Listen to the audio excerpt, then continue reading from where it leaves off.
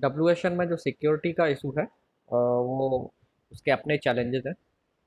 Normal network में जो security है उसको प्रोवाइड करना कंपैरेटिवली इजी है in comparison to sensor network.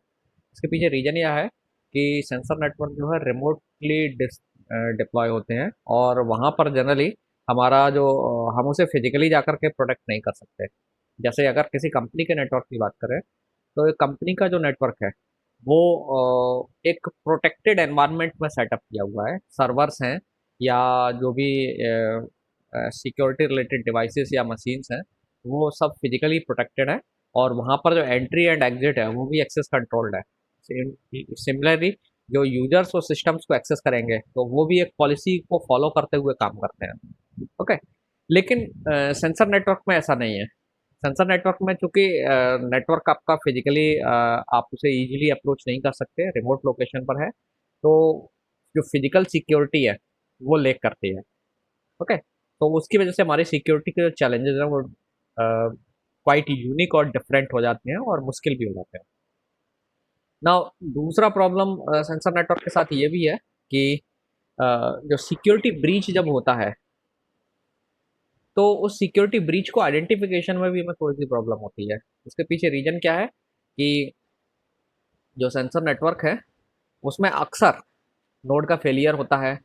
Node के फेलियर होने की वजह से उसके बिहेवियर में चेंजेस आते हैं। सिमिलरली नोड जो एनवायरनमेंट, जो सराउंडिंग एनवायरनमेंट है वो चेंज होता है। उसकी वजह से उसकी जो नोड है आपका उसकी फंक्शनलिटी इम्पैक्ट पर भी इम्पैक्ट आता है और उनके बीच की जो जो कम्युनिकेशन पैटर्न है अ, उसमें भी प्रॉब्लम्स आ सकती हैं क्योंकि जो लिंक की कैपेबिलिटी है वो वेरी करती है, एनवायरनमेंट पर डिपेंड करता है। ओके, तो ये कुछ कॉमन चैलेंज, ये कुछ कॉमन रीजंस हैं जिनकी वजह से ये डिस्टिंग्विश करना मुश्किल हो जाता है कि ये जो बिहेवियर नेटवर्क में नोड्स का शो हो रहा है वो किसी अटैक की वजह से है या एक नॉर्मल बिहेवियर है वो किसी एनवायरमेंटल चेंजेस की वजह से हो रहा है। तो ये एक इशू जो है अराइज होता है सेंसर नेटवर्क में। ना आपको याद होगा पिछली क्लास में मैंने CIA मॉडल की बात के बारे में बात की थी। तो CIA मॉडल में हमें तीन चीज़ों पर ध्यान देना होता है या तीन सिक्योरिटी रिक्वायरमेंट्स हैं जो हम इम्प्लीमेंट करना चाहते हैं। वो है सबसे पहली C फॉर कॉन्फिडेंशियलिटी। कॉन्फिडेंशियलिटी का मतलब यह है कि जब sender, so for example suppose this is a sender, ये एक रिसीवर है। सो this is sender, this is receiver, और इनके बीच में एक कम्युनिकेशन चैनल है जिसके थ्रू डेटा का ट्रांसमिशन या आपका पैकेट ट्रांसमिट होने वाले हैं।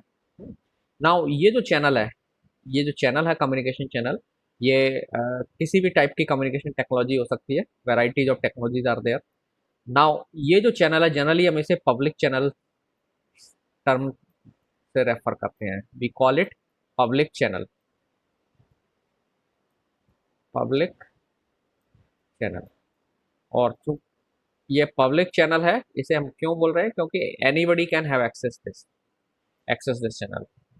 सो पब्लिक चैनल होने की वजह से ये अनप्रोटेक्टेड चैनल भी है, अनसिक्योर चैनल भी है। तो अनसिक्योर से मतलब मेरा ये है कि यहाँ पर आप इंफॉर्मेशन ट्रांसमिट कर रहे हैं तो that information is subject to various attacks. पर वेरियस अटैक्स पॉसिबल हो सकते हैं। हाँ? और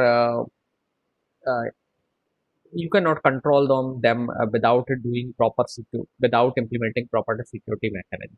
तो ये चैनल जो है ना पब्लिक चैनल है। हालांकि चैनल दो तरीके के होते हैं, एक पब्लिक चैनल जिसको बोलते हैं, दूसरा होता है प्राइवेट या सिक्योर चैनल।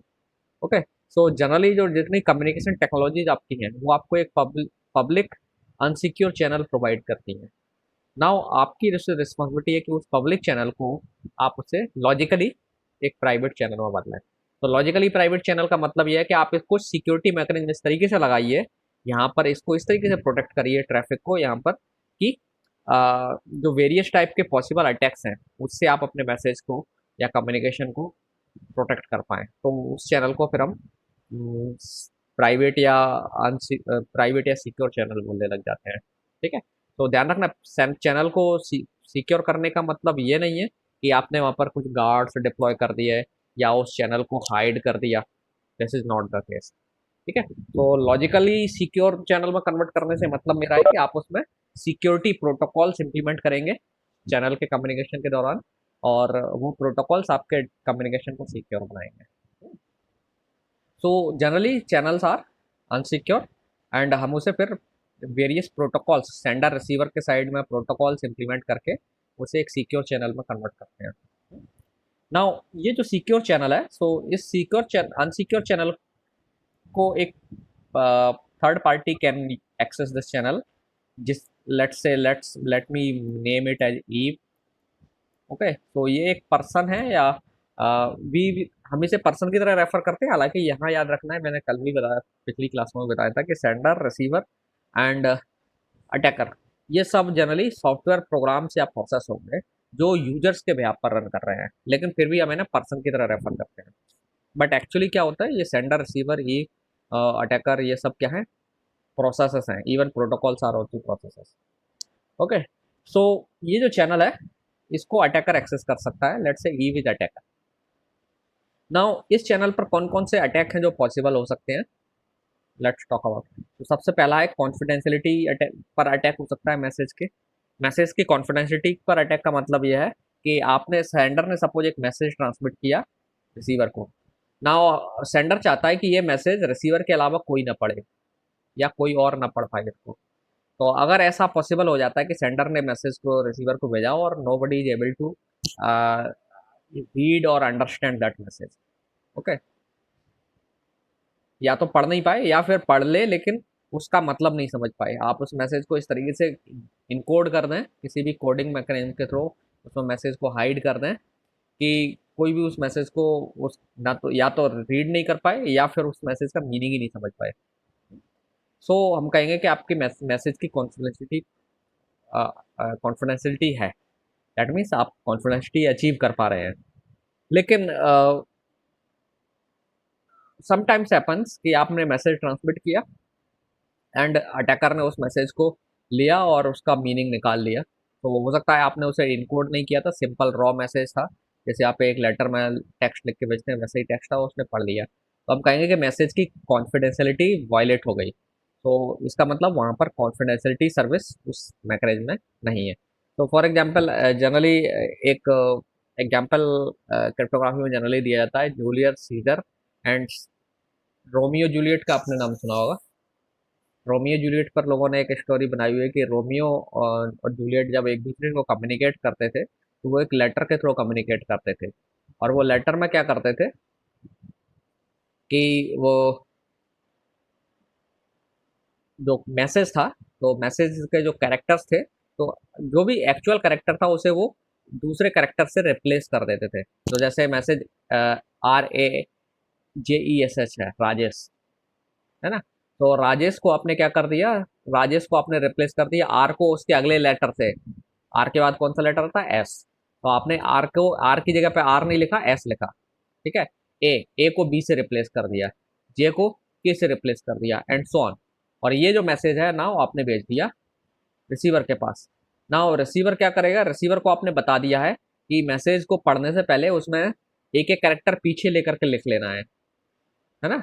सो जैसे आपने आर को एस में कन्वर्ट किया था तो एस को वो वापस आर में कन्वर्ट कर लेगा रिसीवर, एक लेटर पीछे जा करके, और इससे उसको एक्चुअल मैसेज मिल जाएगा।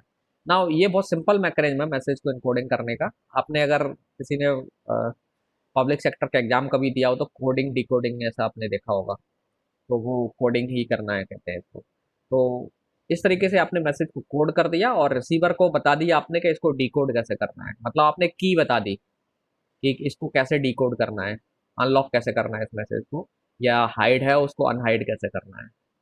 ओके, सो इस टाइप का मैकेनिज्म आप इस्तेमाल कर सकते हो। हालांकि ये बहुत स्ट्रॉन्ग मैकेनिज्म नहीं है, बहुत ईजी मैकेनिज्म है। तो बट कॉन्फिडेंशियलिटी के लिए हम एक्चुअली यही करते हैं कि मैसेज को किसी एक एल्गोरिदम से इनक्रिप्ट कर देते हैं। सो इनक्रिप्ट करने का मतलब क्या है, हम एक फंक्शन को पास कर देंगे मैसेज को, और वो फंक्शन क्या करेगा, उस मैसेज को एक ऐसे मैसेज में ट्रांसफॉर्म कर देगा जिसको पढ़ने पर आपको कोई मीनिंग समझ में नहीं आएगा। तो इस प्रोसेस को हम बोलते हैं इनक्रिप्शन। तो आपका अगर मैसेज एम है तो हम उसे एक फंक्शन ई को पास कर देते हैं, ओके। और ई फंक्शन को हम एक सीक्रेट इनपुट देते हैं जिसे हम के बोलते हैं, ओके। और आउटपुट आता है सी। सो ये एम आपका मैसेज है जो आप भेजना चाह रहे थे, के एक सीक्रेट है जो आपको पता होगा और केवल ये जो रिसीवर है इसको पता होगा, और इससे आउटपुट जनरेट होगा सी। ये ई हो सकता है सबको पता होगी, लेकिन इस फंक्शन ई की खासियत ये होती है कि जब तक आपके पास ये के नहीं होगा आप सी से वापस एम नहीं रिकवर कर सकते। रिसीवर क्या करता है, रिसीवर के पास भी सेम फंक्शन है, जनरली इसका इन्वर्स हो सकता है, लेकिन मैं इस फंक्शन को, हम जनरली इस फंक्शन को डी बोलते हैं, D for decryption. Okay, so sometimes E और डी सेम हो सकते हैं, अलग अलग भी हो सकते हैं। नाउ इसको डी को हम पास करते हैं सी, ये वाला मैसेज इनकोडेड मैसेज, जैसे हम सिफर टेक्स्ट भी बोलते हैं, C is called cipher text, C I P H E R, cipher text, sorry, cipher text. तो ये सी पास किया, और ये के देख रहे हैं, दोनों टाइप सेम के पास कर रहा हूँ। इस के को हम बोलते हैं सीक्रेट की, ये कहलाती है सीक्रेट की। ये सीक्रेट क्यों है, क्योंकि ये की सेंडर और रिसीवर के अलावा किसी तीसरी दुनिया में किसी भी तीसरे व्यक्ति को नहीं पता होगी। इस के बारे में केवल सेंडर और रिसीवर जो है ना उनको मालूम होगा। सो ये सीक्रेट की कहलाती है। तो ये सीक्रेट की वजह से आपके मैसेज की कॉन्फिडेंशियलिटी बनी रहेगी। तो इसने चूंकि सेंडर को भी के पता था, रिसीवर ने के पता किया, रिसीवर ने क्या किया है, के और सी पास कर दिया डी को, और मैसेज एम आउटपुट में रिसीव कर लिया। ठीक है, तो इसमें क्या हुआ आप इधर ध्यान दीजिए। सेंडर ने क्या किया, मैसेज एम है उसको इनक्रिप्ट किया, इसे हम इनक्रिप्शन बोलते हैं इस प्रोसेस को। जब ई को पास कर रहे हो आप, एम और के पास कर रहे हो, मैसेज और की एक एल्गोरिथम को पास किया, इसे हम इनक्रिप्शन एल्गोरिथम या इनक्रिप्शन फंक्शन बोलते हैं, और इस पूरी प्रोसेस को बोलते हैं encryption. Encryption, E N C R Y T T I O N, E N C R Y P T I O N. ठीक है, थोड़ा सा टेक्निकल टर्म है, मैं एक्सप्लेन कर रहा हूँ इनको। इनक्रिप्शन, इस प्रोसेस को क्या बोलते हैं, इनक्रिप्शन। तो इनक्रिप्शन किस साइड होता है, सेंडर साइड। सेंडर ने इनक्रिप्शन के लिए क्या किया, इनक्रिप्शन फंक्शन लिया, मैसेज लिया और की ली, और जब इसको फंक्शन को एग्जीक्यूट किया तो आउटपुट में एम, दो इनपुट्स दिए थे आपने, लेकिन आउटपुट एक मिलेगा सी, जिसे हम बोलते हैं सिफर टेक्स्ट। ये मैं लिख चुका हूँ यहाँ। और ये जो सी है आप इसे चैनल से ट्रांसमिट कर देंगे, ये सी, और ओबियसली ये सी ट्रेवल करते हुए रिसीवर के पास पहुंचेगा। रिसीवर इस मैसेज, इस सिफर टेक्स्ट से सी एम कैसे निकालेगा, क्योंकि अल्टीमेटली रिसीवर को एम मिलना चाहिए, सी मिलने से कोई फायदा नहीं है, जब तक एम नहीं मिलेगा काम नहीं बनेगा। सो रिसीवर के पास क्या है, के पता है, ये एल्गोरिथम रिसीवर जानता है। ठीक है, ये एल्गोरिथम तो सबको पता होगी, एम, ई और डी पब्लिकली नोन है, everybody knows in this world. ठीक है, उसने सी पास किया और के पास किया रिसीवर ने, और एम रिकवर हो गया। तो रिसीवर को एम मिल जाएगा और मैसेज रिसीवर को सक्सेसफुली डिलीवर हो गया।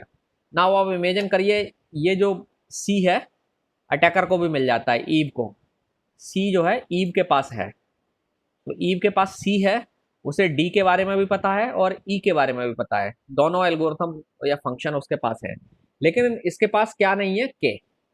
और इस एल्गोरिथम, ये जो एल्गोरिथम होती है इनक्रिप्शन और ई और डी, ये पेयर इस तरीके का होता है कि ई से अगर आपने सी जनरेट कर लिया, ये सी जनरेट कर लिया इनक्रिप्शन करके, तो एम जो आउट वापस रिकवर करने के लिए, दैट मीन्स ये वाला काम करने के लिए, दैट मीन्स सी से एम निकालने के लिए के जरूरी है।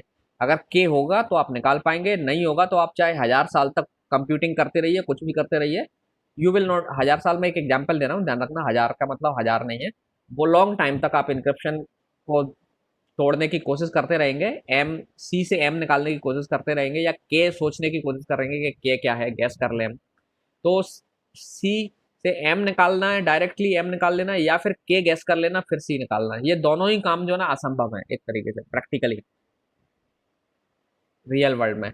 सो अटैकर के पास सिर्फ सी है, ई वो जानता है, ई मतलब इंक्रिप्शन फंक्शन जानता है, डी फॉर डिक्रिप्शन फंक्शन जानता है, लेकिन के उसके पास नहीं है, तो वो सी से एम नहीं निकाल पाएगा, ये काम नहीं कर पाएगा। क्यों, क्योंकि T does not have C.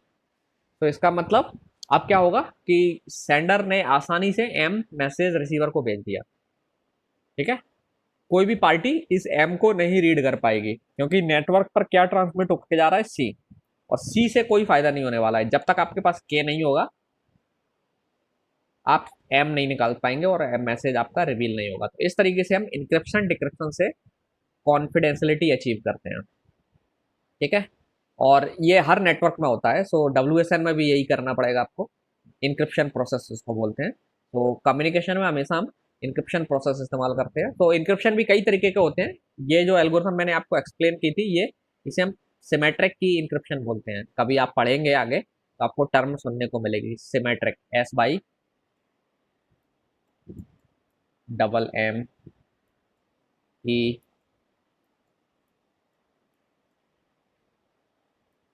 TRIC, symmetric encryption, ठीक है। मैं सिमेट्रिक अकेला लिख रहा हूँ, सिमेट्रिक इंक्रिप्शन। सिमेट्रिक इंक्रिप्शन से आप कॉन्फिडेंशियलिटी अचीव कर सकते हैं। इसके बाद आता है मैसेज इंटीग्रिटी। मैसेज इंटीग्रिटी हम लोग डिस्कस कर चुके हैं, याद होगा आपको लास्ट क्लास में। हमने हैश फंक्शन के थ्रू करते हैं, आई फॉर इंटीग्रिटी। तो मैसेज की इंटीग्रिटी मतलब सेंडर मैसेज को भेज रहा है रिसीवर के पास, तो बीच में उस मैसेज को कोई मैनिपुलेट ना कर दे, ये आप डिटेक्ट कर लें। तो मैनिपुलेट कर भी दे तो रिसीवर को पता चल जाए, सो दैट अगर मैसेज मैनिपुलेटेड है तो उसे डिस्कार्ड कर दिया जाए, उसके बेस पर कोई एक्शन या डिसीजन ना लिया जाए। उसके बाद है ए फॉर अवेलेबिलिटी। अवेलेबिलिटी का मतलब है कि आप सर्वर पर जो भी सर्विस आपकी है वो 24/7 अवेलेबल रहे। तो ये तीन कंडीशन है जो हम जनरली एक सिक्योर सिस्टम बनाते हैं, तो उस पर हम ये तीनों कंडीशंस को इम्प्लीमेंट करना चाहते हैं कि ये तीनों कंडीशंस रहे। तो फॉर एग्जांपल जैसे IRCTC की साइट है, तो उसमें ये तीनों सर्विसेज हम इम्प्लीमेंट करने की कोशिश करते हैं कि अवेलेबिलिटी भी रहे। उसके बाद मैसेज में कोई मतलब आपने टिकट बुक किया और बीच में कोई आपके टिकटिंग को चेंज कर दे, है ना, तो वो भी पॉसिबल, नाम बदल दे, कुछ और बदल दे, समथिंग एल दैट, सो वो पॉसिबल ना हो। इसके बाद आप जो डेटा सेंड कर रहे हो वो कॉन्फिडेंशियल रहे, आपकी जर्नी का डेटा क्या, आप सर्च कर रहे हो तो कहाँ से कहाँ जा रहे हो ये आपको किसी को ना पता चले इंटरनेट में। क्योंकि जब भी आप इंफॉर्मेशन फिल करते हैं ना बटन जो बॉक्सेस में, तो आप सोर्स और डेस्टिनेशन बताते हैं ट्रेन का, लेकिन अगर वो डेटा तो पब्लिक चैनल के थ्रू आपके इंटरनेट आपकी मशीन से होते हुए सर्वर के पास पहुंचेगा, तो बीच में अगर कोई उसे कैप्चर करके रीड कर लेगा तो पता चल जाएगा कि आप कहाँ जर्नी करने वाले हो, है ना। तो वो आपकी प्राइवेसी के लिए खतरा होगा, आपकी लोकेशन या फ्यूचर प्लान रिवील हो जाएगा। तो जनरली एक सिक्योर सिस्टम सेटअप करते हैं तो हम इसमें ये तीन सर्विसेज इंप्लीमेंट करते हैं। हालांकि यही तीन अकेली सर्विसेज नहीं है, कुछ और सिक्योरिटी सर्विसेज भी है जो हम इंप्लीमेंट करते हैं, बट ये CIA मॉडल के अकॉर्डिंग है। Okay, so now this was CIA model. Now यहाँ पर अटैक कौन कौन से पॉसिबल हैं वो अभी हम थोड़ी देर में डिस्कस करेंगे। नाउ जो WSN है, जैसे कि मैंने बताया कि WSN में सिक्योरिटी के अपने चैलेंजेस हैं। जैसे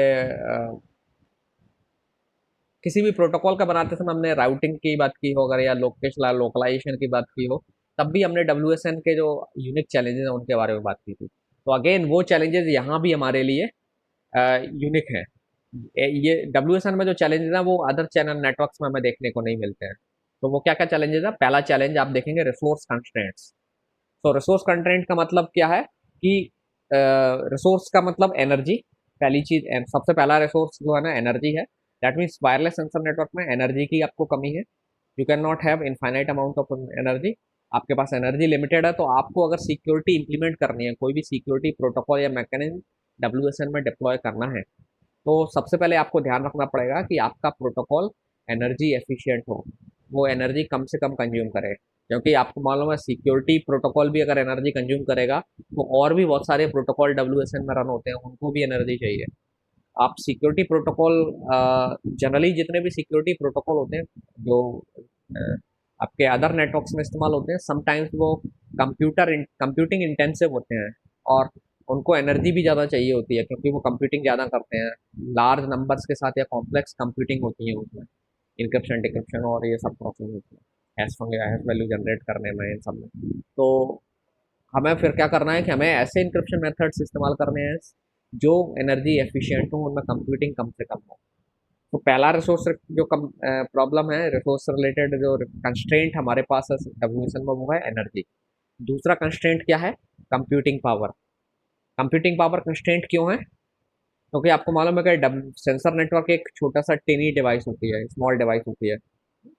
कुछ इंचज में साइज होता है, उसका डायमेंशन आपके मोबाइल या उससे भी छोटा होता है ना। मोबाइल तो काफ़ी बड़ा है, फिर भी सेंसर्स का समटाइम उससे भी स्मॉल होते हैं।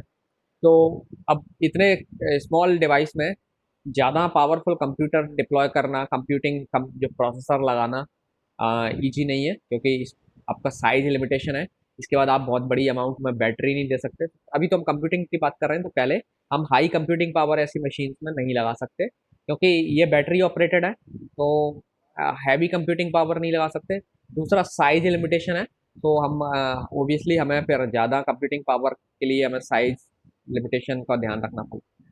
लिमिटेशन हमें लिमिट कर देंगी। तो जैसे आपने देखा होगा डेस्कटॉप और मोबाइल की कंप्यूटिंग पावर में काफ़ी डिफरेंस होता है। रीजन क्या है कि कंप्यूटिंग हार्डवेयर चाहिए हमें वैसा ही, फिर और हार्डवेयर ज़्यादा पावर मतलब थोड़ा साइज हमें फिर बियर करना पड़ता है। लेकिन अगर हमें साइज सेंसर का स्मॉल रखना है, तो ओबियसली हमें कहीं ना कहीं कंप्यूटिंग पावर को रिस्ट्रिक्ट करना होता है। इसके बाद हम उसमें अगर डिस्प्ले देना चाहते हैं कहीं भी, तो बहुत लार्ज डिस्प्ले भी नहीं दे सकते सेंसर्स में। अगर आप मान लीजिए कोई सेंसर है जो रीडिंग भी डिस्प्ले कर रहा है वहीं पर, तो हम उसे डिस्प्ले पावर नहीं दे सकते। सिमिलरली मेमोरी, मेमोरी के साइज होने की वजह से मेमोरी भी अपने आप लिमिट हो जाती है। जैसे आप देखेंगे डेस्कटॉप और लैपटॉप में ज़्यादा मेमोरी दी जा सकती है, गीगाबाइट्स में, टेराबाइट्स में हार्ड डिस्क अवेलेबल है। लेकिन इतनी हार्ड डिस्क आपके मेन मेमोरी में, सॉरी, हार्ड डिस्क आपके मोबाइल में या लैपटॉप में नहीं हो पाएगी, मोबाइल में नहीं हो पाएगी, या पाम टॉप में नहीं हो पाएगी, या आपका जो टैब है उसमें नहीं हो सकती, क्योंकि वहाँ साइज लिमिटेशन है। You can not increase the size. इसके बाद मेन मेमोरी भी नहीं ज़्यादा दे सकते आप, है ना। मेन मेमोरी भी साइज की वजह से आप ज़्यादा नहीं दे सकते। तो ये इन सब लिमिटेशन की वजह से क्योंकि ये आप इन सब लिमिटेशंस की वजह से हम जो सेंसर्स में जो रिसोर्सेस अवेलेबल कराते हैं, बहुत एक लिमिटेड अमाउंट ऑफ रिसोर्सेस होते हैं। कंप्यूटिंग पावर लिमिटेड हो गई, एनर्जी भी लिमिटेड हो गई, and memory is also limited. Okay.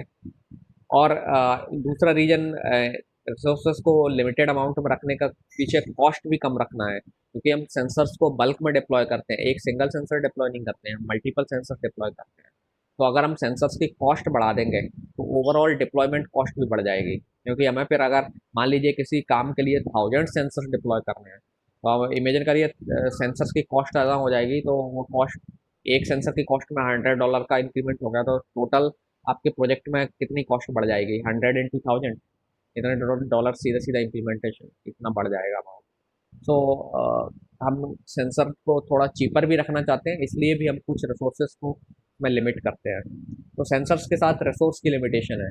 और आपको ये हमारे लिए एक चैलेंजिंग काम ये है, एक मुश्किल ये है, चुनौती ये है कि जितने भी सिक्योरिटी प्रोटोकॉल्स हैं, ज़्यादातर वो कंप्यूटिंग इंटेंसिव होते हैं, उन्हें ज़्यादा कंप्यूटिंग पावर चाहिए होता है। So we need to find out a trade off कि हम सिक्योरिटी भी इम्प्लीमेंट करें और हमारे जो लिमिटेड रिसोर्सेज हैं उसमें भी काम चल जाए। तो कुछ प्रोटोकॉल्स हैं या कुछ सिक्योरिटी टेक्निक्स हैं जो हम लिमिटेड स्मॉल ऐसे रिसोर्सेज जो साइज में स्मॉल है या कंप्यूटिंग पावर्स हैं डिवाइसेस, उनमें हम उन्हें इम्प्लीमेंट कर पाते हैं। तो वही टेक्नोलॉजीज हमें सेंसर्स में भी इस्तेमाल करना पड़ेंगे। जैसे वो टेक्नोलॉजी आपने देखा होगा, स्मार्ट कार्ड्स बहुत सारे आते हैं, उसमें भी कुछ सिक्योरिटी टेक्नोलॉजीज अवेलेबल हैं। आपका जो सिम, मोबाइल कंपनी में जो आप मोबाइल कंपनी आपको जो सिम देती है, उसमें भी कई सारी सिक्योरिटी एल्गोरिथम्स ऑन इनबिल्ट होती हैं, वो एग्जीक्यूट होती है। हालांकि वहाँ पे कुछ पैरामीटर्स ही सेव होते हैं और वो जा करके आपका बीटीएस में एग्जीक्यूट होती है, बट सर्टेन सिक्योरिटी पैरामीटर्स और security algorithms are written there. ठीक है ना। दूसरा जो चैलेंज है डब्ल्यूएसएन में, वो है lake of central control. Lake of central control से मतलब है कि जैसे बाकी डिवाइसेस में या नेटवर्क में, बाकी नेटवर्क में क्या है कि आपके पास एक सेंट्रलाइज्ड अथॉरिटी है, सिस्टम एडमिनिस्ट्रेटर होता है, और वो आपका जाकर के सब चीज़ों को कंट्रोल करता है। एंड समटाइम्स आप सिक्योरिटी के लिए कई सारे सर्वर्स नेटवर्क में डिप्लॉय कर देते हैं, लाइक ऑथेंटिकेशन सर्वर आपने डिप्लॉय कर दिया। कर्बरोस अगर आपने पढ़ा होगा, तो कर्बरोस में आपने देखा होगा कई टाइप के सर्वर्स आप डिप्लॉय कर देते हैं, और वहाँ पर कई सिक्योरिटी प्रोटोकॉल्स को इम्प्लीमेंट कर देते हैं, है ना। तो आप कई सेंट्रल डिवाइसेस या यूनिट्स आप डिप्लॉय कर देते हैं नेटवर्क में, जो आपके पूरे नेटवर्क की सिक्योरिटी को कंट्रोल एंड मैनेज करते हैं। लेकिन सेंसर्स में ऐसा पॉसिबल नहीं है, क्योंकि हम बहुत पावरफुल डिवाइसेस को रिमोट एरियाज में अनअटेंडेड छोड़ करके डिप्लॉय कैसे कर सकते हैं। सेंसर में हम सेंट्रल कंट्रोल नहीं मेंटेन कर पाते हैं, जो कंट्रोल है हमारा वही बेस स्टेशन से ही होता है, जो कुछ भी हम कर सकते हैं। तीसरा प्रॉब्लम या चैलेंज है वो है रिमोट लोकेशन। आपके सेंसर्स जो ना रिमोट लोकेशन पर डिप्लॉयड है, तो मैंने पहले बताया था। सो रिमोट लोकेशन पर डिप्लॉय होने की वजह से आप उसको फिजिकली जा करके प्रोटेक्ट नहीं कर सकते कि आप वहाँ पर लोगों की एंट्री रोक दें, केवल ऑथराइज लोगों को यूज करने की परमिशन दें, और उसमें नोट्स को कोई छू ना पाए, ये सब आप नहीं कर सकते, है ना। चौथा प्रॉब्लम है एरर प्रोन कम्युनिकेशन।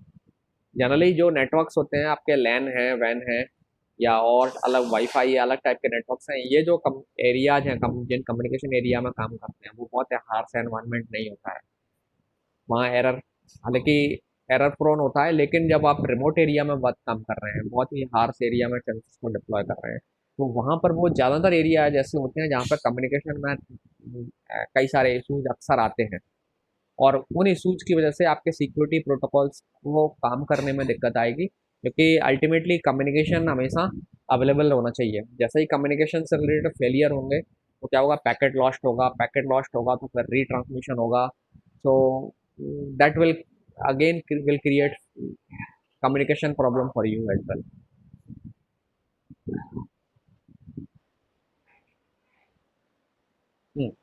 नाउ अब हम बात करते हैं कौन कौन से अटैक्स हैं जो आपके WSN में ऑब्वियसली या किसी भी नेटवर्क में हो सकते हैं। हालांकि ये अटैक सब जनरलाइज हैं, लेकिन हम WSN के रेस्पेक्ट में ही बात करेंगे। सो जो सबसे पहला अटैक लास्ट क्लास में आपको याद होगा, मैंने थोड़ा सा आपसे डिस्कस करना शुरू किया था, वो है ईफ ड्रॉपिंग। ईफ ड्रॉपिंग का मतलब होता है कान लगा करके सुनना। तो सिंपल रॉ मीनिंग अगर आप देखें, ईफ ड्रॉपिंग का मतलब होता है सुनना, कान लगा करके सुनना।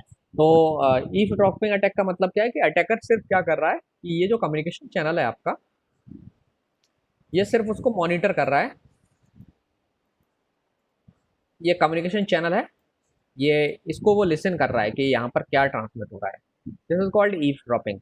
नाउ ये जो अटैक है if dropping, it is a kind of attack. ये कॉन्फिडेंशियलिटी के अगेंस्ट में किया जाता है। दैट मीन्स ईफ ड्रॉपिंग हम क्यों करते हैं, क्योंकि हम सीक्रेट मैसेज सुनना चाहते हैं, कुछ भी जो सीक्रेट मैसेज यहाँ से ट्रांसमिट हो रहा है हम उससे जानना चाहते हैं। नाउ ईफ ड्रॉपिंग को रोकना और पकड़ना बहुत डिफिकल्ट होता है। इसके पीछे रीजन क्या है, क्योंकि ये जो चैनल है आप नहीं जान सकते कि ये चैनल को कौन कौन एक्सेस कर रहा है ना। जैसे मान लीजिए आप जब एक कॉल में बात कर रहे हैं, है ना, तो कोई छुप के आपकी बात सुन रहा है, आपको क्या पता कौन सुन रहा है ना। या आप जब मैसेज ट्रांसमिशन कर रहे हैं वाईफाई के थ्रू कर रहे हैं, तो बीच में कौन आपके मैसेज को रिसीवर लगा करके वाई रेडियो रिसीवर यूज करके आपके मैसेज को रिसीव कर रहा है, यू कैन नॉट से। ठीक है, तो आप इसके बारे में, इस टाइप के अटैकर के बारे में कुछ नहीं जान सकते, क्योंकि ये एक पैसिव अटैकर है। पैसिव मतलब ये कुछ कर नहीं रहा है। ठीक है, पैसिव मतलब एक तरीके से इनएक्टिव है। तो इनएक्टिव होने की वजह से आप इसके बारे में आसानी से पता नहीं कर सकते कि कौन आपका कम्युनिकेशन सुन रहा है, कौन नहीं सुन रहा है ना। जैसे आपने देखा हो कभी कोई आपकी छुप के बात सुन रहा हो एकदम शांति से, और वो कोई आहट या कुछ ऐसा ना करे, तो आपको नहीं पता चलेगा कि कोई आपकी बात सुन रहा है। जब आहट या कुछ रिएक्शन क्रिएट होता है तभी आप जान पाते हैं कि कोई आपकी कम्युनिकेशन सुन रहा था, है ना। तो जो पैसिव अटैकर है, ये ये काम ई पैसिव अटैकर जो है ईफ ड्रॉपिंग ईफ ड्रॉपिंग करता है। दूसरा काम ये पैसिव अटैकर कर सकता है वो है ट्रैफिक एनालिसिस। सो इसके बेस पर दूसरा जो अटैक बनेगा वो है traffic analysis attack. Traffic analysis,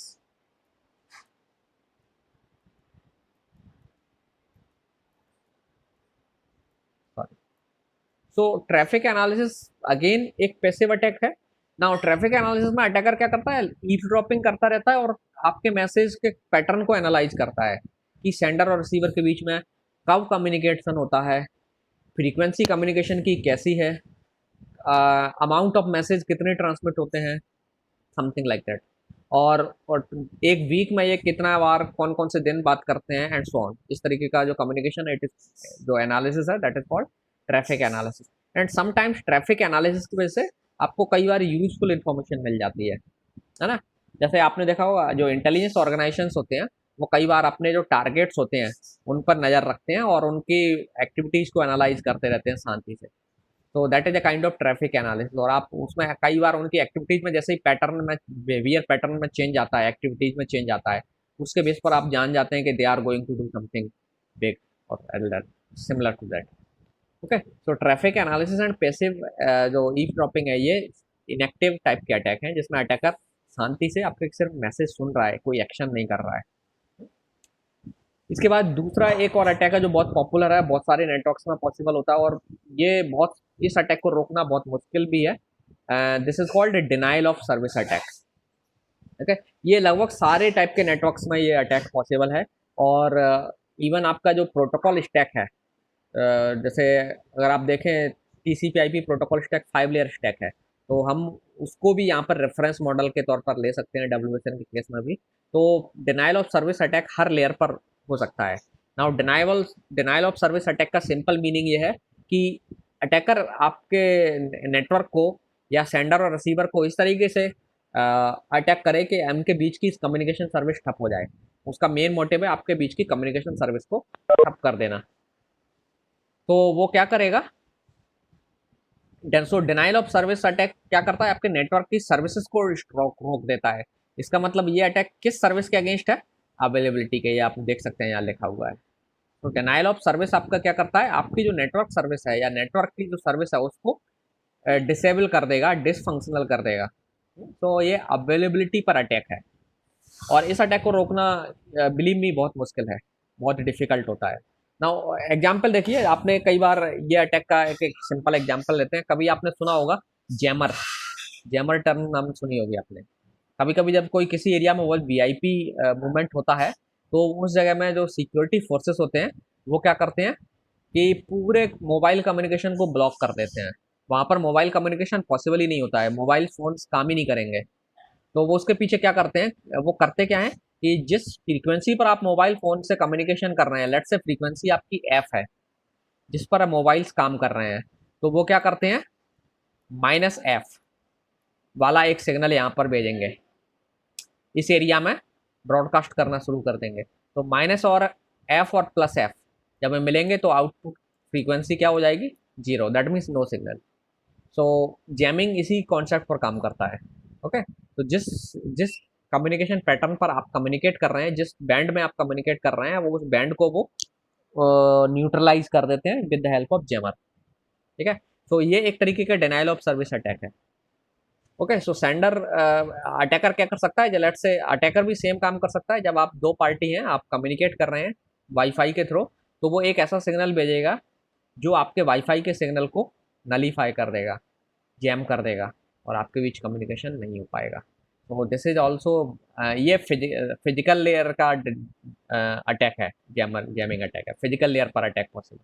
ठीक है, तो मैंने जैसे कहा कि डिनाइल ऑफ सर्विस अटैक कई लेयर्स पर होता है, तो ये जो एग्जांपल दिया मैंने, ये फिजिकल लेयर पर अटैक है, फिजिकल लेयर DOS अटैक। इसे हम शॉर्ट में DOS भी बोलते हैं, denial of service attack, DOS attack.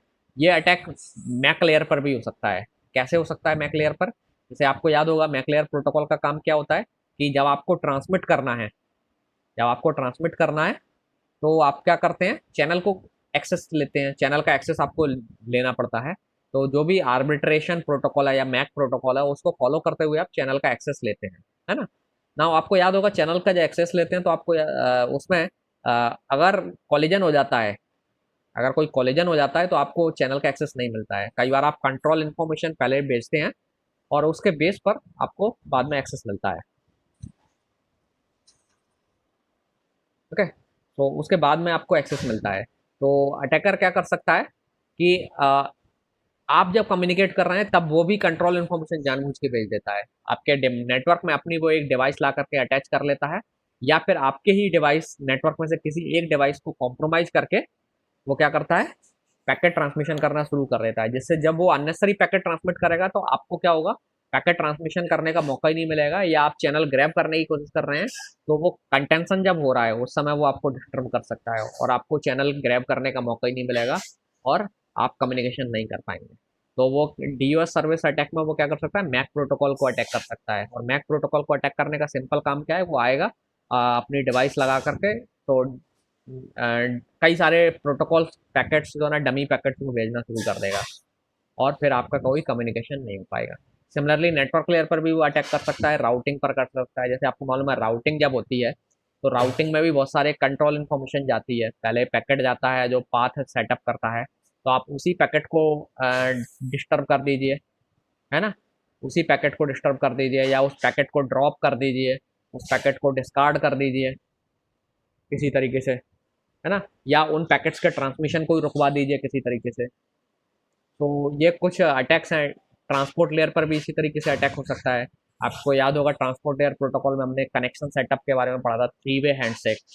तो थ्री वे हैंडशेक में सर्वर को साथ वो क्या कर सकता है अटैकर, बहुत सारे चैनल ओपन कर लेगा और उनको यूज नहीं करेगा। थ्री वे हैंडशेक में एंटर कर जाएगा सर्वर के साथ, अलग अलग आईपी बदल बदल करके, आईपी और पोर्ट नंबर बदल बदल करके सर्वर को वो सर्वर के रिसोर्सेज को ऑक्यूपाई कर सकता है।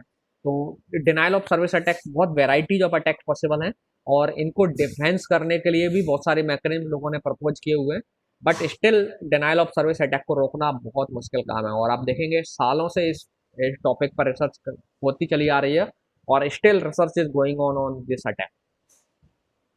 ठीक है, बिलीव मी, ये जो अटैक है इसको रोकना बहुत मुश्किल है, और हमेशा इस पर रिसर्च चलती रहती है। तो ये कैट एंड माउस वाला गेम है। अटैकर नए नए तरीके खोज के लाते हैं डिनाइल ऑफ सर्विस को अटैक करने के, और डिफेंस करने वाले लोग हैं उनको रोकने के लिए अलग अलग तरीके लेकर के आते हैं।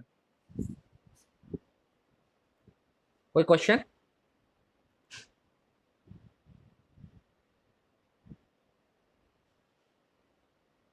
नहीं, ठीक है, ओके।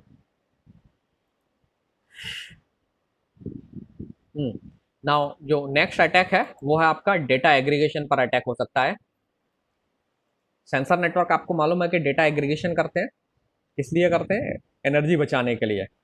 नाउ डेटा एग्रीगेशन में क्या होता है कि बहुत सारे सेंसर, सपोज ये हैं आपके सेंसर्स हैं, और ये सेंसर क्या करते हैं, डेटा सेंड करते हैं किसके पास, एक नेबर के पास, सब मिल करके। तो जनरली ये अगर क्लस्टर्स के नोड हैं तो ये क्लस्टर हेड है, तो सारे नोड्स मिल करके क्या करते हैं, एक सिंगल नोड को या अपने सराउंडिंग एक सिंगल नोड को जैसे रिस्पॉन्सिबिलिटी मिली है एग्रीगेशन की, जो एग्रीगेशन कर रहा है उसे, या फिर क्लस्टर हेड जो होगा उसको डेटा भेजते हैं, और अपनी अपनी रीडिंग भेजते हैं। सो लेट्स से टेम्परेचर की रीडिंग भेज रहा है, इसने टेम्परेचर की रीडिंग अपने 24 बताई, इसने 26 बताई, और इसने 28 बताई। और जब ये रीडिंग जाती है इस नोड के पास, तो ये अपनी भी रीडिंग लेता है अपने एरिया के, और फिर चारों रीडिंग का एवरेज निकाल करके बेस स्टेशन को भेज देता है। सो सपोज ये बेस स्टेशन है, तो ये रीडिंग जो भी होगी, जो भी वैल्यू आती है, let me call it x, ये वैल्यू इसने बेस स्टेशन को भेज दी। इस तरीके से आप देखेंगे डेटा एग्रीगेशन होता है। इससे क्या होता है, एनर्जी सेविंग होती है नेटवर्क में। हम लोग प्रोटोकॉल पहले देख चुके हैं। नाउ इस पर भी अटैकर अटैक कर सकता है। कैसे करेगा अटैकर? तो लेट्स से सेंसर, आपको मालूम है कि सेंसर अनअटेंडेड है, अटैकर क्या कर सकता है, इस सेंसर को जाके उसने अपने कब्जे में ले लिया। मतलब कब्जे लेने का मतलब फिजिकली जाकर कब्जे लेने का नहीं है, मतलब यह है कि उसने इसे कॉम्प्रोमाइज कर लिया और अब अटैकर के कंट्रोल में है ये सेंसर। ठीक है, दैट मीन्स अटैकर ने इसमें आपने कोई कोड डाल दिया, और अब अटैकर इसको कमांड कर पा रहा है कि कैसे काम करना है। ना अटैकर ने क्या किया, इसने सेंसर ने जो रीडिंग ली, अटैकर अब क्या कह रहा है कि सेंसर जब ये रीडिंग लेगा तो अब ये अटैकर के इन्फ्लुएंस में है ना। हो सकता है अब अटैकर कहे कि इसकी जगह पे ये जो रीडिंग 26 थी, ये बोलता है कि नहीं 26 रीडिंग नहीं भेजना है, रीडिंग भेजो 46। अटैकर ने इस रीडिंग को यहीं पे चेंज करवा लिया, सेंसर को कॉम्प्रोमाइज कर रखा है इसलिए। और फिर ये रीडिंग यहाँ पर जाएगी, और यहाँ पर जब एग्रीगेशन एवरेज निकलेगा तो ऑब्वियसली ये रीडिंग एकदम डिफरेंट है, और ये एवरेज को चेंज कर देगी। तो वो रीडिंग को अपने हिसाब से अटैकर मैनिपुलेट कर सकता है। तो इससे क्या होगा, एग्रीगेशन में जो रिजल्ट कैल पहुंचेगा बेस स्टेशन के पास, वो रॉन्ग रिजल्ट पहुंचेगा। तो वो ऐसे एक ही, ये तो मैंने एक एग्जाम्पल दिया, ऐसे कई सारे वो सेंसर्स को कॉम्प्रोमाइज करके रॉन्ग रीडिंग भिजवा सकता है। तो this is called attack on data aggregation. तो इसको भी प्रोटेक्ट करने के कई सारे तरीके हैं, इंक्रिप्शन और ये सब मेथड्स हम इस्तेमाल करते हैं, मैं ऑथेंटिकेशन भी कराते हैं एंड सो ऑन। ठीक है, so these are attacks are called, so this is data aggregation attack जो कि सेंसर्स में पॉसिबल है। तीसरा है प्राइवेसी अटैक। प्राइवेसी अटैक का मतलब क्या है कि जब सेंसर्स डिप्लॉयड है, सेंसर के पास कई सारे सिक्योरिटी पैरामीटर्स हैं या कई इंपॉर्टेंट पैरामीटर्स हैं ना, इसकी वजह से तो सेंसर अटैकर क्या कर सकता है, इन सेंसर्स के पैरामीटर्स जान सकता है। जैसे ये जो सेंसर है इसके पास अपनी एक सीक्रेट की है के। जनरली कई बार जो की है हार्डवेयर में लिखी होती है, रिटर्न होती है किसी मेमोरी फॉर्म में। जैसे आपका जो सिम होता है, सिम में सीक्रेट की रिटर्न होती हैं आपकी। जब आप कम्युनिकेशन करते हैं तो आपका जो इनक्रिप्शन होना होता है, तो उसके लिए की जो है ना आपके सिम में ही लिखी होती है। ओके, तो ऐसे ही स्मार्ट कार्ड में आपके कई सारे सिक्योरिटी पैरामीटर्स लिखे होते हैं। आपने अगर एटीएम कार्ड याद होगा, एटीएम कार्ड में पीछे देखा है मैग्नेटिक स्ट्रिप होती है, उसमें भी आपका सीक्रेट डेटा लिखा होता है। अब हो सकता है कि जैसे मैग्नेटिक स्ट्रिप है, उसका डेटा वो मैग्नेटिक मशीन से लेकर के अटैकर कार्ड थोड़ी देर के लिए आपके हाथ लग जाए, आपका उसके हाथ लग जाए, तो उसको कॉपी कर सकता है या उसका डेटा रीड कर सकता है ना। तो सिमिलरली सेंसर्स में भी कई सारे सिक्योरिटी पैरामीटर्स या सीक्रेट इन्फॉर्मेशन जो है ना मेमोरी में इसके रिटर्न होती है, रोम मेमोरी में। तो अटैकर क्या कर सकता है, इस रोम मेमोरी को निकाल लेगा, रिप्लेस कर देगा, अपनी नई रैम अपनी तरफ से मैनिपुलेटेड रोम लगा देगा, और या फिर उस रोम को ही उस रोम में से केवल डेटा रीड कर लेता है, सिक्योरिटी वाला डेटा, और उसे फिर बाद में मिसयूज कर सकता है। तो this kind of attack are known as privacy attack. Privacy attack में जहाँ सेंसर्स की जो सीक्रेट इन्फॉर्मेशन है, कई सारी क्रिप्टोग्राफिक इन्फॉर्मेशन हो सकती है, वो अटैकर चुरा सकता है, उनकी लोकेशंस पता कर सकता है एंड फोन। तो ये जो अटैक्स हैं ये पॉसिबल हैं सेंसर्स पर।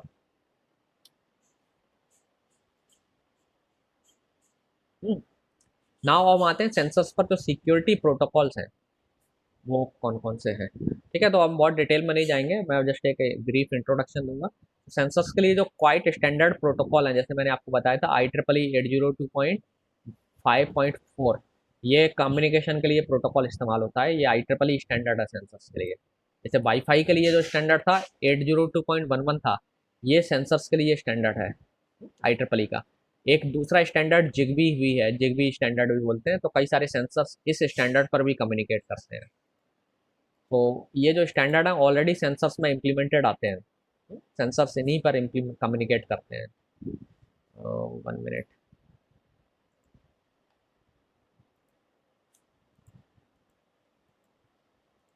ओके, सो जिगबी जो स्टैंडर्ड है, ये दो स्टैंडर्ड्स हैं जिनको सेंसर्स यूज करते हैं, या ये स्टैंडर्ड सेंसर्स में इम्प्लीमेंटेड होते हैं सिक्योरिटी के लिए। ओके, सो ये जो स्टैंडर्ड है, हम इसकी बात नहीं करेंगे, हम केवल इसी की बात कर रहे हैं। IEEE 802.15.4 ये 4 सिक्योरिटी मॉडल ऑफर करता है आपके। उसमें क्या क्या सर्विसेज हैं, पहली है एक्सेस कंट्रोल। एक्सेस कंट्रोल का मतलब होता है कि इंफॉर्मेशन को कौन यूज कर रहा है इसे रेगुलेट करना। जैसे एक्सेस कंट्रोल का एक एग्जांपल लेते हैं, आपने यूनिवर्सिटी में देखा होगा, यूनिवर्सिटी में एक्सेस कंट्रोल होता है। एक्सेस कंट्रोल का मतलब है कोई भी चीज इंफॉर्मेशन है या डिवाइस है, उसे यूज करना कैसे करना है, उसको रेगुलेट करना है ना, यूज करने देने पर ऑथेंटिकेट करना है। तो जैसे यूनिवर्सिटी में आप एंट्री करते हो, तो एंट्री को कैसे कंट्रोल किया जाता है, आई कार्ड के बेस पर। बाहर गार्ड खड़ा हुआ है, आपको तभी अलाउ करता है जब आपके पास आई कार्ड है। आई कार्ड नहीं है तो हो सकता है आपको अंदर ना जाने दे। सिमिलरली अगर आपको किसी कंपनी में अगर आप देखें, तो कंपनी में एक्सेस कंट्रोल कैसे होता है, वो आपको एक कार्ड देंगे, उस कार्ड को आप स्क्राइब करेंगे तभी आपके लिए गेट खुलेगा, अदरवाइज नहीं खुलेगा। आपने देखा होगा, इसी तरीके से आपने कई हॉलीवुड मूवीज में देखा होगा या बॉलीवुड मूवीज में देखा होगा, यहाँ पर सिक्योरिटी दिखाएंगे। अगर मान लीजिए CIA या ऐसी कई सारी एजेंसीज का जो हेडक्वार्टर होता है, उसमें जब आपको एंट्री करना होती है तो वहाँ पे आप फिंगरप्रिंट भी लगाते हैं अपने। फिंगरप्रिंट करेक्ट हो जाते हैं, फिर आपके वो हो सकता है आंखों का स्कैन लें एंड आपकी हार्ट बीट का मेजरमेंट लें, उसके बेस पर वो ऑथेंटिकेट करते हैं कि आप उस ऑर्गेनाइजेशन के एम्प्लॉय हो या नहीं हो। अगर आपके सारे चीज़ें वेरीफाई हो जाती हैं तब आपको एंट्री मिलती है। तो एक्सेस कंट्रोल का मतलब है किसी भी डिवाइस को, किसी भी सर्विस को यूज करने के लिए कुछ सिक्योरिटी पैरामीटर्स की ज़रूरत पड़ती है, या कुछ जिसे हम फिंगरप्रिंट्स बोल सकते हैं, उनकी ज़रूरत पड़ती है सिक्योरिटी के लिए। तो और वो आपके पास अगर हैं तो आपको वो एक्सेस दिया जाता है, अदरवाइज एक्सेस नहीं दिया जाता है। जैसे अगर आप देखें, जीमेल आपको आपका एक्सेस कंट्रोल कैसे करता है, आपकी ईमेल को एक्सेस करने के लिए रेगुलेशन कैसे करता है, आप ईमेल आईडी दीजिए और पासवर्ड दीजिए। अगर पासवर्ड है तो आप एक्सेस कर पाएंगे, नहीं तो नहीं कर पाएंगे, है ना। सो एक्सेस कंट्रोल का मतलब होता है कि किसी डिवाइस को या किसी सिक्योरिटी को या किसी प्लेस में एंट्री जो है उसको एक्सेस करने के लिए आपके पास कुछ पैरामीटर्स होते हैं। ठीक है, उन पैरामीटर्स के बेस पर आपको काम वो डिवाइस को यूज करने दिया जाता है। This is called access control. तो IEEE में एक्सेस कंट्रोल के लिए सिक्योरिटी सर्विस है। We will not go into detail, बहुत सारे एक्सेस कंट्रोल के प्रोटोकॉल्स हैं। बायोमेट्रिक बेस्ड जो एक्सेस कंट्रोल्स हैं, जो बायोमेट्रिक में आपके फिजिकल बायोमेट्रिक जो बॉडी के बायोमेट्रिक्स हैं, कई बार दूसरे तरीके से भी बायोमेट्रिक्स क्रिएट किए जाते हैं। जैसे कई बार आपको एक डोंगल दे दिया जाता है, वो डोंगल के बेस पर ही आप जाएंगे तो गेट खुलेगा, या आपको एक कार्ड दे दी जाएगा, कार्ड आप स्क्रैच करेंगे तभी आप गेट के अंदर एंटर कर पाएंगे। That is a kind of access control. Then message integrity. तो आई ट्रिपल ई 802 स्टैंडर्ड में मैसेज की इंटीग्रिटी को प्रोटेक्ट करने के लिए भी सर्विसेज हैं। दैन मैसेज की कॉन्फिडेंशियलिटी के लिए सर्विसेज हैं। Then replay protection. Replay protection का मतलब ये होता है कि जैसे ये सेंडर है और ये रिसीवर है, तो सेंडर ने रिसीवर को कोई मैसेज भेजा ना, ये मैसेज को हो सकता है अटैकर ने कॉपी करके अपने पास रख लिया, ये मैसेज एस को अपने पास कॉपी रख लिया, और कुछ देर बाद ये अटैकर अपने आप को, लेट से सेंडर का नाम ए है और ये अटैकर 8S है, अब ये अपने आप को ए बता करके इसको मैसेज भेज रहा है, इसी मैसेज को दोबारा। तो this is called replay attack. कई बार रिप्ले अटैक से भी जो ना आप रिसीवर को फूल बना सकता है, अटैकर बेवकूफ़ बना सकता है। तो रिप्ले अटैक को रोकने के लिए भी इसमें प्रोटेक्शन है। तो रिप्ले अटैक के लिए अपने टाइम स्टाम्प और कई सारे नॉनसेस और रैंडम नंबर्स यूज होते हैं। तो ये आपका सिक्योरिटी प्रोटोकॉल सूट है, ये चारों सर्विसेज इम्प्लीमेंट करता है। हालांकि ये सर्विसेज इस स्टैंडर्ड में ऑप्शनल होती हैं बाय डिफ़ॉल्ट, ये सिक्योरिटी इनेबल नहीं होती है। तो जब ये कोई सेंसर अगर इस स्टैंडर्ड को फॉलो कर रहा है, कम्युनिकेशन स्टैंडर्ड को, तो ये चारों सर्विसेज उस स्टैंडर्ड के साथ सेंसर में अवेलेबल हैं। बाय डिफ़ॉल्ट ये इन्हें डिसेबल होती हैं। अगर आपको इन सिक्योरिटी पैरामीटर्स की ज़रूरत है तो आप ज़रूरत पड़ने पर, जब नेटवर्क आप कॉन्फ़िगर करेंगे तो आप इन्हें इनेबल कर सकते हैं। ठीक है। हम इसकी डिटेल में नहीं जाएंगे, ये प्रोटोकॉल्स क्या हैं, कैसे काम करते हैं, एक ब्रीफ में आपको इंट्रोडक्शन दे रहा हूँ, क्योंकि डिटेल में जाने के लिए आपको फिर बहुत सारी टेक्निकल चीज़ें, क्रिप्टोग्राफी पढ़ना पड़ेगी। तो होपफुली अगर आप नेक्स्ट सेमेस्टर में हम लोग पढ़ेंगे तो क्रिप्टोग्राफी आपको पढ़ने को मिलेगा, देन आपको ये चीज़ें और ज़्यादा क्लियर होंगी। तो ये जो प्रोटोकॉल है इसमें कुछ ये प्रोटोकॉल्स हैं। ये टेबल आपके प्रोटोकॉल्स को समराइज कर रही है कि कौन कौन से प्रोटोकॉल्स अवेलेबल हैं। Null means no security, by default ये सिक्योरिटी डिसेबल होती है। इसके बाद AES। AES आपकी एक इंक्रिप्शन एल्गोरिथम है, कॉन्फिडेंशियलिटी के लिए यूज होती है। इसको बोलते हैं A for advance, E for encryption, S for standard. ये करंट स्टैंडर्ड एल्गोरिथम है, ज़्यादातर इसी को यूज करते हैं सिक्योरिटी सिस्टम में। अमेरिका का है ना स्टैंडर्ड है, ये अमेरिकन स्टैंडर्ड है। तो पूरी दुनिया में यही एल्गोरिथम यूज होती है, ज़्यादातर एप्लीकेशन, ज़्यादातर वेबसाइट्स और ऑर्गेनाइजेशंस इंक्रिप्शन के लिए इसी को यूज करते हैं। एडवांस इंक्रिप्शन, मैं इंक्रिप्शन को पूरा नहीं लिख रहा हूँ, इंक्रिप्शन स्टैंडर्ड, ये एक एल्गोरिथम है, स्टैंडर्ड एल्गोरिथम है जो ज़्यादातर सिक्योरिटी के साथ इम्प्लीमेंट होती है। ये CTR काउंटर मोड है, ठीक है, ये इंक्रिप्शन के लिए इस्तेमाल होती है।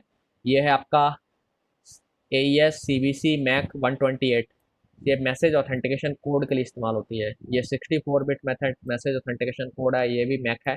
ये जो मैक है ये इस्तेमाल होते हैं इंटीग्रिटी के लिए, ठीक है, ये हैं आपके इंटीग्रिटी के लिए इस्तेमाल होते हैं।